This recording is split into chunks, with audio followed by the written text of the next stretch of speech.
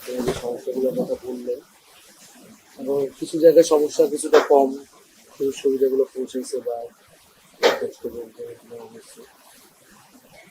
তো আমরা যখন সরকারও ছিলাম, আমরা বা আমাদের যারা ছাত্ররা পক্ষ থেকে গেছে, আমাদের জায়গা থেকে আমরা বিভিন্ন উদ্যোগ নেওয়ার ক্ষেত্রে প্রেশারাইজ করছি সর্বোচ্চভাবে, কিন্তু দেখা গেছে সরকারের উদ্যোগগুলা মাঠ পর্যায়ে পর্যন্ত পৌঁছায় নাই বা পৌঁছাইতে দেরি করছে, বা সেইখানে অনেক ধরনের ঝামেলা আসলে, কারণ এখনো প্রশাসনের বিভিন্ন জায়গায় আসলে স্বৈরাচারের দোসররা আছে, এবং ফলে শহীদ পরিবাররা যে সম্মান পাওয়ার কথা সেইটা আসলে বিভিন্ন জায়গায় আমরা শুনি অভিযোগগুলো।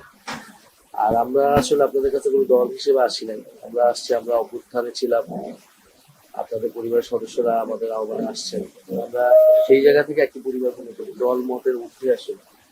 এবং অবশ্যই শহীদদের আসলে কোনো দল হয় না, এটা আমরা মনে করি। তারা পুরো বাংলাদেশের বা দেশের জন্য জীবন দিচ্ছেন।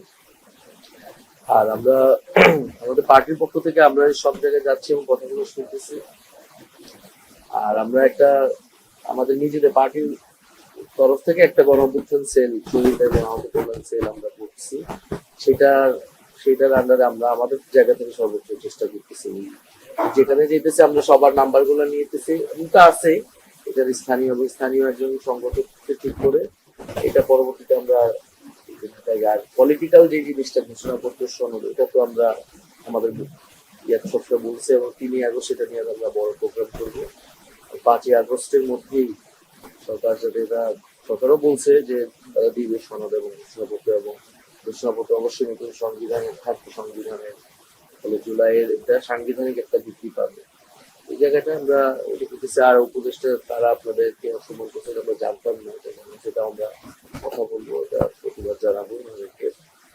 আর সর্বোপরি আপনাদের কাছ থেকে আমরা দোয়া চাই যে আমরা ভালোভাবে আমরা চলতে পারি, আমরাও সফল হইতে পারি, আপনারা আমাদের জন্য দোয়া করবেন। আর আপনাদের দোয়া আমাদের জন্য সবচেয়ে গুরুত্বপূর্ণ আর কি। তো আমাদের জন্য দোয়া করবেন, আমরা আপনাদের জন্য চেষ্টা করবো। এখানে হচ্ছে সবার নাম্বার গুলা যারা আসছেন, আর একজন সংগঠক, ঠিক আছে, প্রত্যেকটা জায়গায় আমরা টিম করতেছি,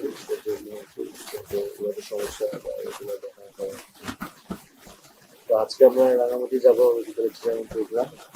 আমরা অনেক ডিফিকাল্টির মধ্যে আছি, কোথাও একটা দেখছি বিভিন্ন জায়গায় বাধা আসতেছে নানাভাবে।